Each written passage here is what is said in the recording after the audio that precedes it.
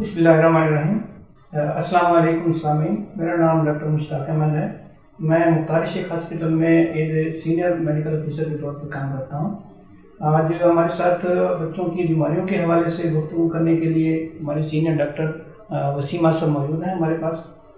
ये paediatric department के head of department हैं और तकरीबन 25 साल यूरोप में और यूके में चाइल्ड स्पेशलिस्ट के तौर पर काम करते हैं। बड़ा वसी तजुर्बा रखते हैं इस हवाले से।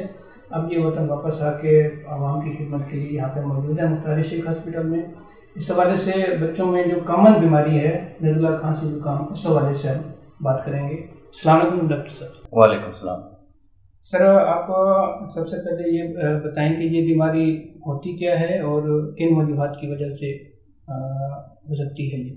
जी, सबसे पहले तो शुक्रिया डॉक्टर मुश्ताक और टीम मैश ये टॉपिक चूज़ करने के लिए, चूँकि आजकल बहुत ज़्यादा बच्चे जो हैं वो इसी बीमारी में मुब्तला हैं और पूरी दुनिया में देखा ये गया है कि डॉक्टर्स के पास बच्चों में जो सबसे ज़्यादा लोग आते हैं वो इसी नज़ला, खांसी, ज़ुकाम, बुखार के साथ आते हैं और अमूमन ये 2 सीज़न्स में ज़्यादा होती है। एक जब फॉल का सीज़न होता है यानी कि ख़ज़ां का सीज़न है और दूसरा सर्दियों में ये होता है।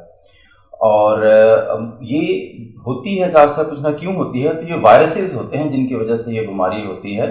और इन वायरसेस को हम जो कॉमनली वायरसेस हैं वो राइनो वायरसेस कहते हैं। वैसे तो millions of types of viruses हैं, इन्फ्लुएंजा वायरसेस है, एडनो वायरसेस है, एंटेरो वायरसेस हैं, तो राइनो वायरसेस हैं जिनकी वजह से ये होती है। तो बेसिकली इसका जो जरासीम है वो एक वायरस है।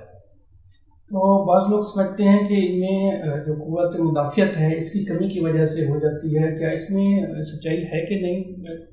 नहीं, ऐसा नहीं है। मेरे पास भी ये सवाल रोज़ाना कई बार पूछा जाता है कि डॉक्टर साहब हमारे बच्चे को बार बार ये खांसी हो रही है, छाती की इन्फेक्शन हो रही है, तो हमारे बच्चे में क़ुव्वत मुदाफ़त की कमी है, कोई दवाई दीजिए इसको।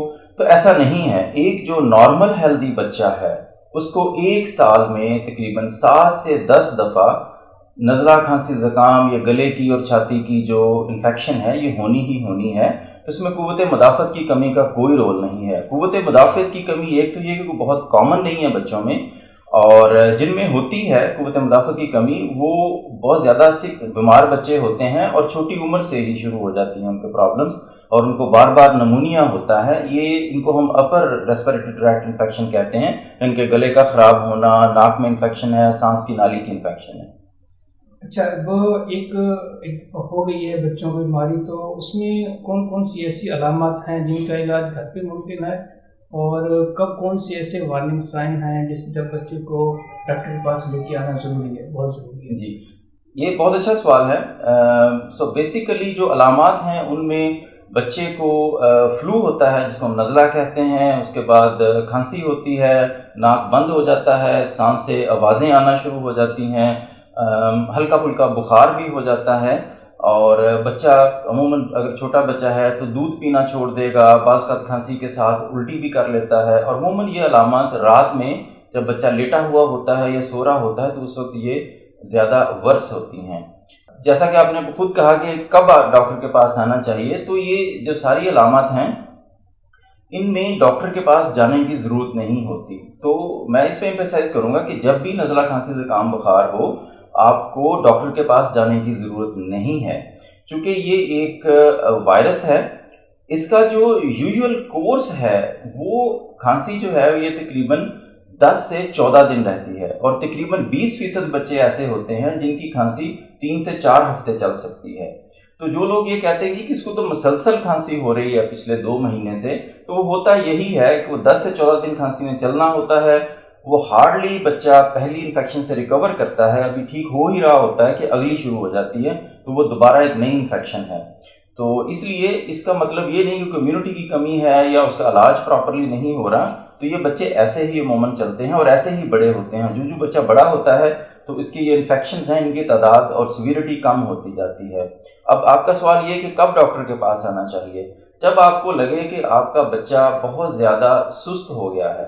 अमूमन बच्चे ये होते हैं कि थोड़ा सा बेहतर फील होते हैं तो वो एक्टिव हो जाते हैं। आपको लगे कि बच्चा सो ज़्यादा रहा है, बहुत ज़्यादा सुस्त हो गया है, बच्चा दूध नहीं पी रहा, फीड नहीं कर रहा, खाना पीना कुछ नहीं खा रहा, या جو بھی کھا رہا ہے وہ الٹی کر رہا ہے، یا جو آپ کا بخار ہے بچے کا وہ 101 ڈگری فارنہائٹ یا اس سے زیادہ ہو جائے تو تب آپ کو ڈاکٹر کے پاس آنے کی ضرورت ہے، یا آپ کو لگے کہ بچے کے سانس کی رفتار بہت زیادہ تیز ہو گئی ہے اور اس کی جو چھاتی ہے جب آپ کپڑا اٹھا کے دیکھتے ہیں تو چھاتی باقاعدہ اندر کو جاتی ہے ہر سانس کے ساتھ، تو تب آپ کو ڈاکٹر کے پاس آنے کی ضرورت ہے، ورنہ آپ کو ڈاکٹر کے پاس آنے کی ضرورت نہیں ہے۔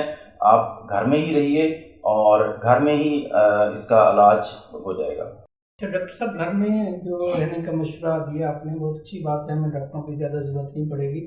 گھر میں کون کون سی ایسی دوائیاں ہیں یا کون کون سے ایسے کام کر سکتے ہیں جن میں ہمارا بچہ ٹھیک رہے یا کھانسی میں کمفرٹیبل؟ جی، سب سے پہلے تو یہ ہے کہ میں کچھ متھ ہیں ہمارے ہاں جو انفارچونیٹلی ہمارا جو سوسائٹی ہے اس میں یہ چیزیں پھیل چکی ہیں جی کہ یہ چیزیں نہیں ہوں گی تو ہمارا بچہ ٹھیک نہیں ہوگا۔ سب سے پہلے اینٹی بایوٹک، آپ یقین کر لیجئے کہ اینٹی بایوٹک کا ان وائرل انفیکشن میں کوئی رول نہیں ہے۔ آپ اینٹی بایوٹک دیں یا نہ دیں بچے کی صحت پہ کوئی اثر نہیں پڑے گا، بلکہ اینٹی بایوٹک دینے سے بعض اوقات یہ ورس ہو سکتی ہیں۔ ایک دوسرا کف سیرپس ہیں، کف سیرپ جتنے بھی ہیں خاص طور پہ 12 سال سے کم عمر کے بچوں میں کف سیرپ کا کوئی رول نہیں ہے۔ تیسرا اینٹی الرجی ہے، ہر بچے کو میں نے دیکھا کہ اینٹی الرجی کی میڈیسن دی ہوتی ہیں، یہ الرجی نہیں ہے اور اینٹی الرجی دوائی کا اس میں اور کوئی بھی رول نہیں ہے۔ اور بھی بہت سی بے شمار دوائیاں دی ہوتی ہیں جس کا کوئی رول نہیں ہے۔ تو بیسیکلی گھر میں آپ لوگوں نے کرنا کیا ہے، اگر بخار ہوتا ہے ہلکا پھلکا تو آپ نے پیراسیٹامول دینی ہے جس کو پیناڈول بھی کہتے ہیں، وہ دینی ہے آپ نے۔ بچے کا آپ نے ہائیڈریشن بہتر رکھنی ہے، یعنی کہ جو فلوئڈ انٹیک ہے، جو پینے والی چیزیں ہیں وہ آپ نے زیادہ دینی ہیں۔ آپ پینے والی چیزیں زیادہ دیں گے تو جو سیکریشنز ہیں بچے کی وہ تھن ہوتی رہیں گی اور چھاتی سے اور گلے سے نکلنا آسان ہے۔ تو میک شیور کہ آپ فلوئڈ انٹیک بہتر رکھیں بچے کی۔ اس میں ٹرک یہی ہوتا ہے کہ آپ تھوڑا تھوڑا اور بار بار کچھ نہ کچھ پلاتے رہیں اس کو۔ اچھا، اس کے بعد پھر کیا ہے کہ آپ نے جو ریسرچ ہے وہ یہ ہے کہ گلے کو سود رکھنا ہے۔ آپ نے سود چھوٹے بچے کے گلے کو کیسے رکھیں گے؟ اگر بچہ 1 سال سے بڑی عمر کا ہے تو اس میں ہنی کا رول ہے، تو آپ تقریباً آدھے چمچ سے 1 چمچ ہنی صبح و شام دے سکتے ہیں۔ وہ آپ ڈائریکٹ بھی دے دیں یا پانی میں ملا کے دے دیں۔ ڈائریکٹ دینے سے کچھ بچے جو ہے وہ وامٹنگ کر دیتے ہیں۔ اس کے علاوہ وارم لیکورز جتنے بھی ہیں، جس طرح چکن سوپ ہے، اس کا بھی رول ہے گلے کو سود کرنے میں۔ اگر بڑا بچہ ہے 12 سال سے بڑا ہے تو اس کو لوزنجز دے سکتے ہیں، جیسے یہ اسٹریپسلز وغیرہ ہیں یہ دے سکتے ہیں۔ پھر نارمل سیلائن کی اریگیشن ناک کے اندر آپ نے نارمل سیلائن ڈالنا ہے۔ جتنا چھوٹا بچہ ہوگا آپ دیکھیں گے کہ اس کے سانس سے آوازیں آ رہی ہیں، کھڑ کھڑ کی آوازیں آتی ہیں۔ آپ چھاتی پہ ہاتھ رکھتے ہیں تو آپ کو محسوس ہوتا ہے کہ چھاتی میں کھڑکھڑ ہو رہی ہے۔ وہ بیسک بنیادی طور پر وہ چھاتی سے آوازیں نہیں ہوتی، وہ ناک کے پچھلے حصے سے آ رہی ہوتی ہیں۔ تو آپ نے نیزل اریگیشن جو ہے ناک میں بار بار نارمل سیلائن ڈالنا ہے، اس کو آپ بلب سکر لے کے اس کو آپ کلیئر بھی کر سکتے ہیں۔ اور ایک اور چیز جو یہاں پہ میں کہنا چاہوں گا، اسٹیم ہے۔ اسٹیم کا کوئی رول نہیں ہے، ہمارے گھروں میں بار بار اسٹیم دیتی ہے، یہ ڈینجرس ہو سکتی ہے، بچے جل جاتے ہیں اس سے۔ اور گرم ہوا جب ایئر ویز میں جائے گی تو وہ پروبیبلی خراب کرے گی، زیادہ نہیں۔ کول مسٹ ہیومیڈیفائر جو ہے وہ امپروو کرتی ہے، اس کا رول ہے۔ آج کل گھروں میں جو ہیٹر چلائے جاتے ہیں، جو کہ الیکٹرک ہیٹر ہے، گیس ہیٹر ہے، اور خاص طور پہ جو فین ہیٹرز ہیں، وہ کیا کرتے ہیں کہ وہ ایئر کو ڈرائی کر دیتے ہیں۔ تو جب ڈرائی ایئر گلے سے ناک سے گزرے گی تو ایئر وے کو زیادہ اریٹیٹ کرتی ہے اور علامات کو زیادہ ورس کر دیتی ہے۔ تو اس لیے زیادہ کمرہ گرم کرنے سے پرہیز کیجیے، ہیٹر چلانے سے پرہیز کیجیے۔ اگر زیادہ سردی ہے، آپ کو ضرورت ہے چلانے کی ہیٹر، تو میک شیور کہ یا تو آپ ہیٹر کے سامنے جو ہے ایک پانی کا پیالہ بھر کے رکھ دیں تو اس ہیومیڈیٹی ایئر کی بہتر رہتی ہے، یا ہیومیڈیفائر لگا دیں کمرے میں تو ایئر کی جو ہے ہیومیڈیٹی اس میں بہتر رہتی ہے۔ یہی چیزیں ہیں جو آپ نے گھر میں کرنی ہیں، انہی کے ساتھ انشاءاللہ آپ کی علامت بچے کی بہتر ہو جائیں گی۔ ڈاکٹر صاحب بہت شکریہ، آپ نے بڑی تفصیل کے ساتھ مرض کی علامات کے بارے میں بتایا، اور گھر میں جو کون کون سی ہم احتیاطیں کر سکتے ہیں اس کے بارے میں بڑی تفصیل سے بتایا۔ آپ کا بہت بہت شکریہ۔ امید ہے کہ سامعین کو بہت اس سے فائدہ ہوگا اور اپنے بچوں کی حفاظت کرنے میں بہت مدد ہوگی۔ بہت شکریہ۔ تھینک یو ویری مچ، شکریہ، بہت شکریہ doctor Mushtaq and team mash.